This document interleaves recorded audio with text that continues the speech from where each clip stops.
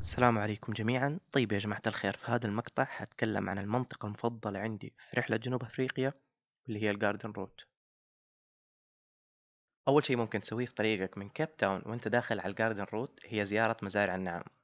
اللي ممكن تسويه في مزارع النعام تشوف النعام بأحجامه، ممكن برضو تشوف حضانات البيض، وإذا كنت محظوظ ممكن تشوف بيضة بتفقس زي هذه، وممكن برضو تجرب ركوب النعام إذا كان وزنك مناسب.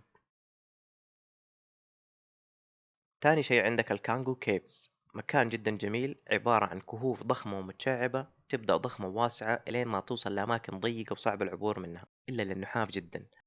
للأسف وقتها ما كان عندي كاميرا تصوير ليلي فالتصوير لك عليه، لكن حاحط لكم صور من النت تبين جمال المكان.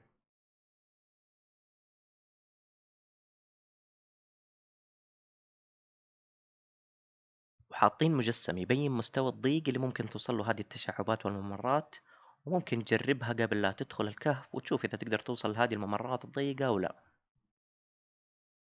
بعد كده ممكن تجرب السكاي دايفنج، وبالنسبة لي كانت تجربة من الخيال.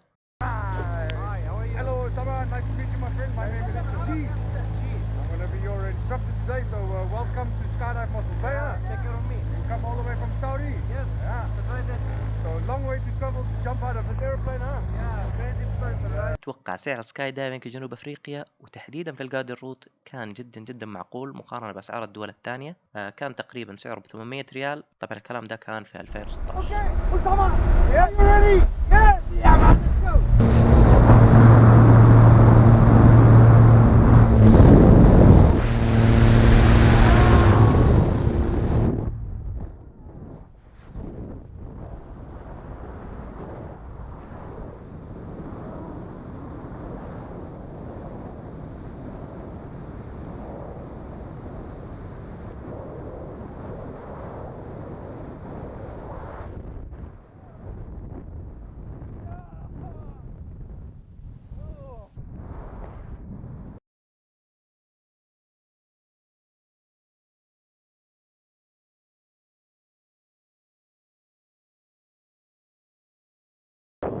الحمد لله رب العالمين.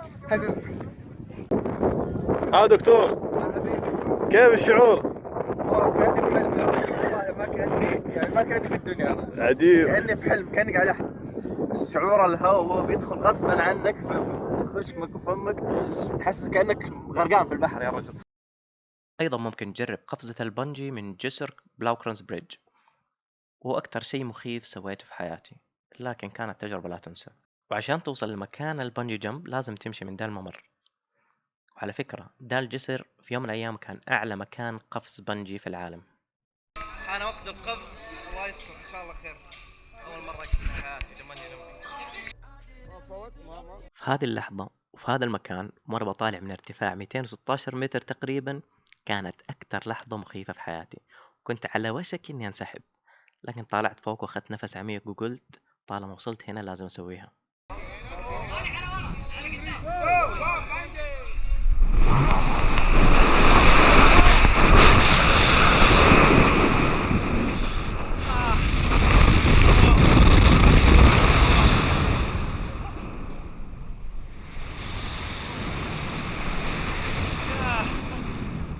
لا.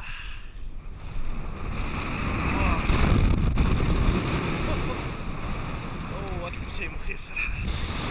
لا أنا ماني مصدق إني سويت الشيء ده. شوف المنظر.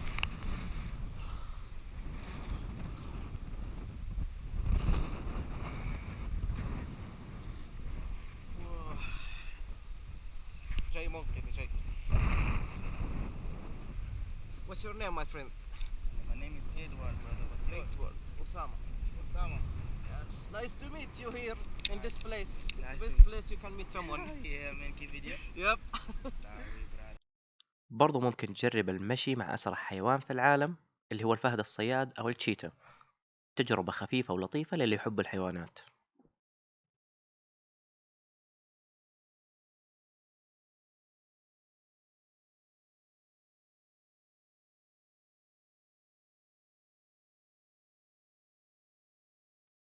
ممكن برضو تجرب الجولف إذا ما قد جربته، ولا تحسب إن الموضوع سهل، تراه صعب وممل.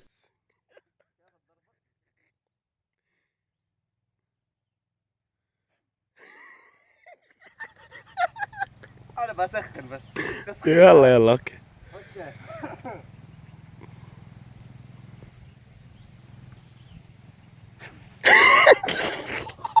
شوف فين وصلت، شايف؟ الزبلاين في وسط الغابة بين الأنهار والشلالات برضو من التجارب الحلوة في الجاردن روت.